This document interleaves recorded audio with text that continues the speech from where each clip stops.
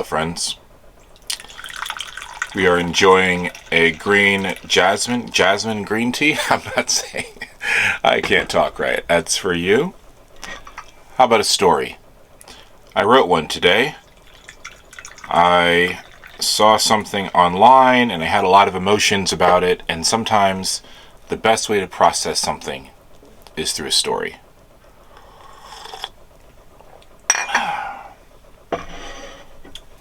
This story that I wrote is called Anansi and the Content Creator.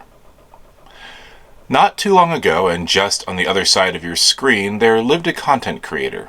He was skilled at making memes, often taking moments both fictional and real, and turning them into jokes for likes and praise and profit. One day, a powerful video surfaced, a speech from an indigenous politician standing firm and demanding justice for her people.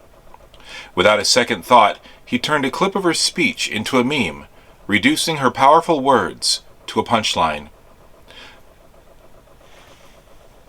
The template went viral, but he only saw the numbers, not the pain behind the moment.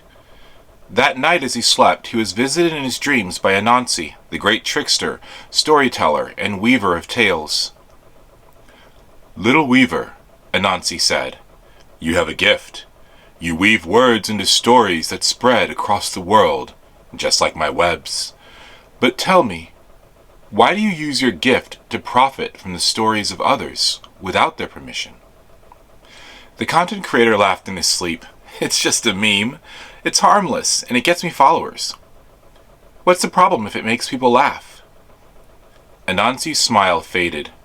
"Stories are the threads of the soul, little weaver.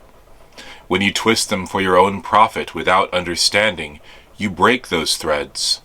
I'm warning you. This path leads only to tangled webs and breaks the strings that binds the souls of people together. I learned this lesson myself the hard way long ago. Use your gifts wisely." The content creator awoke and brushed off the dream, dismissing Anansi's warning as just a figment of his imagination. He continued in his ways, pulling clips and moments from others' pain and embarrassment and turning them into content. His account grew even faster, and he reveled in his success. But one night, while he slept, tiny spiders crept into his room. They spun threads from the most embarrassing moments of his life, his hidden fears, his secret shames, and wove them into memes. In the morning, he woke up to a flood of notifications. But instead of the usual praise and likes, he saw something different.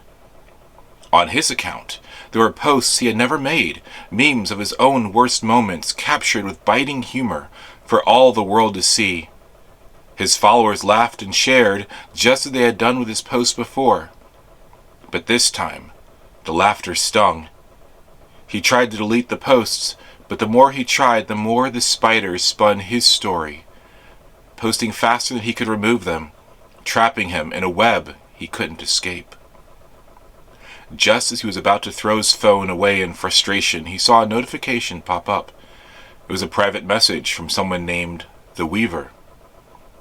"Now you know," the message read, "how it feels to have your story twisted for use without your permission." He sat down, tears welling up in his eyes. He remembered Anansi's warning, the old storyteller's words echoing in his mind. Stories are threads of the soul. He took a deep breath and wrote a public apology, not just for the recent memes, but for all the times he had used others' pain for pleasure or profit. He promised to change his ways, to use his gift of storytelling to uplift, not to tear down. As the apology went live, the spiders retreated, and the memes of his shame slowly disappeared one by one. The content creator felt a strange lightness, as if a heavy weight had been lifted from his heart. That night, Anansi visited him in his dreams once more. "Well done, little weaver," Anansi said with a grin. "You've learned the lesson. A storyteller's gift is powerful, but it must be used with care. Remember, the threads of a story are strong, but they are also delicate. When you weave them with respect, they can change the world. But when you twist them for profit, they only tangle and break. He nodded.